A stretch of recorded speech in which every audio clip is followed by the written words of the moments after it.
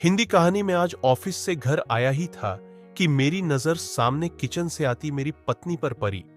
वो देखने से ही काफी रूखी रूखी सी लग रही थी। उसकी मनोदशा देखते ही मैं समझ गया था कि जरूर ही कोई तो बात है, इसलिए मीनाक्षी इतनी रूखी रूखी सी लग रही है। मैंने हाथ मुंह धोए हुए थे, इसलिए मैंने उससे तौलिया मांगा। उसने बिना कुछ बोले मुझे तौलिया लाकर दे दिया। मैंने उसे कंधे पर हाथ रखते हुए पूछा, मीनाक्षी, क्या बात है, आज तुम कुछ रूखी रूखी सी लग रही हो?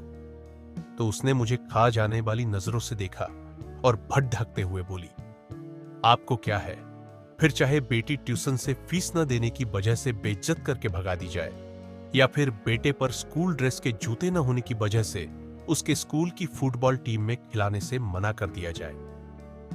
आपको क्या? आपको तो बस सुबह 9 बजे जाने और शाम को 8 आने और फिर चद्दर तान के सो जाने के अलावा एक पल की भी चिंता नहीं है। और न मेरा कोई ख्याल, डॉक्टर ने पिछले महीने ही दवाई कराने को कहा था, नहीं तो मर्ज कभी भी अपने पैर जरूरत से ज्यादा पसार सकती है। कभी तुमने ध्यान से देखा है मेरे चेहरे की ओर? ये झुर्रियां, बेउम्र पकते हुए बाल, जवानी में ही बुढ़िया बनती जा रही हो, एक पैसे की दवा नहीं नसीब नहीं है मुझे। जरेनिया, ये सब तो छोड़ो, गर्मी में बच्चे तपते रहते हैं, एक पुराना कूलर लेने तक की हिम्मत नहीं हो रही है तुम्हारी? मैं बेड पर बैठा नजरें झुकाए अपनी नाकामी पर शर्मसार हो रहा था। बीवी बच्चों की परवरिश और उनकी जरूरतों का ध्यान रखना मेरा कर्तव्य है, पर क्या करूं? ये मेरा दुर्भाग्य ही तो है।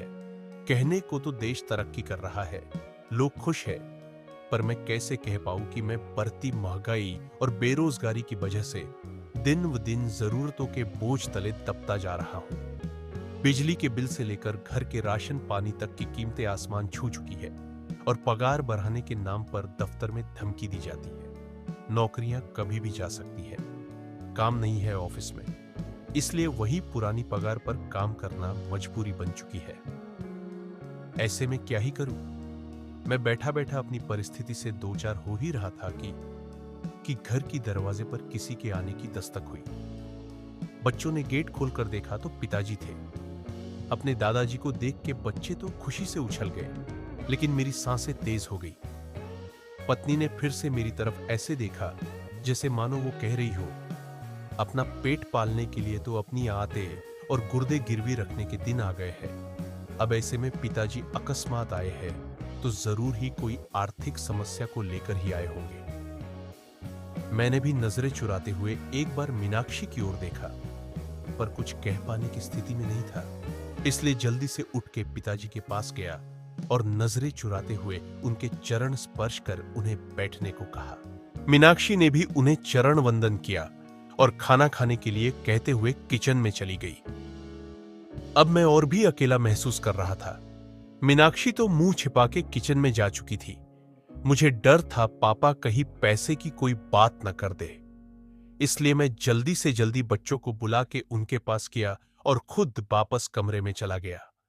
पिताजी भी मुझे जाते हुए देख रहे थे। मैं किचन में आया तो मीनाक्षी ने कहा, पिताजी जरूर ही किसी आर्थिक मदद की आस करके आए होंगे। ऐसे में इन्हें हम ही याद आते हैं। बर्थडे वाले भाई साहब को कोई याद नहीं करता, देने के नाम पर उनका नंबर आता है और जब कोई जरूरत हो तो सब लोग हमारे यहां आ जाते हैं।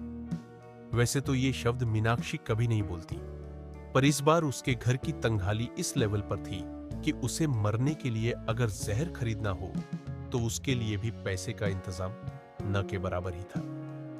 एक तरह मीनाक्षी लगातार मुझे बोले जा रही थी और दूसरी ओर मैं था जो कुछ पाने में समर्थ नहीं था। अंततः मैंने मीनाक्षी को चुप रहने के लिए कहा, तुम शांत हो जाओ, कुछ भी करके कल मैं तुम्हारी दवाई और बच्चों की जरूरत का सामान ला दूंगा, पर अभी के लिए पिताजी का मान रखो। उनके सामने घर में क्लेश करने का मतलब उनकी मान मर्यादा के खिलाफ है। मीनाक्षी समझदार थी, पर उस पर आर्थिक तंगी का बुखार चढ़ा हुआ था, इसलिए वो बेकाबू थी। कहां से लाओगे? भीख मांग के या फिर खुद को गिरवी रख के? ये मेरा काम है, क्या करूंगा क्या नहीं। तुम बस अभी भगवान के लिए शांत हो जाओ। अब मीनाक्षी शांत हो गई। वो खाना लेकर टेबल पर लगा देती है। अब पापा और बच्चों सहित एक साथ खाना खाने लगते हैं। खाना खाते टाइम पापा ने एकाएक मेरी ओर देखा और पास बैठने को कहा। मेरी सांसें और दिल दोनों ही तेज हो गया।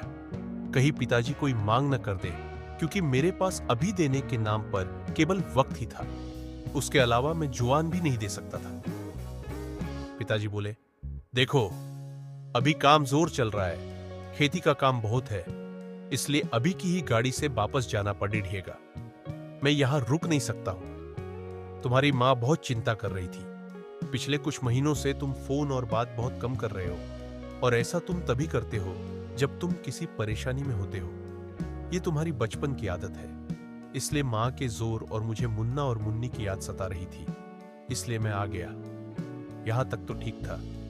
अब मैं अवाक बैठा था कि अब पापा क्या कहने वाले हैं। मैंने एक नजर मीनाक्षी को देखा तो वो किचन की चौखट पकड़े पापा की आडेच किए हुए खड़ी थी, और पापा आगे क्या कहने वाले हैं जानने के लिए उत्सुक हो रही थी। लेकिन आगे पापा ने अभी कुछ कहा नहीं, बस खाना निपटाया और मुंह हाथ धोए। अब पापा ने अपने कुर्ते की जेब में हाथ डाला और एक नोटों की गड्डी निकाली और मेरे ओर बढ़ा दी। ये देखकर मैं अवाक और सकते में आ गया। एक पल के लिए मैं स्तब्ध और निशब्द ही खड़ा रहा।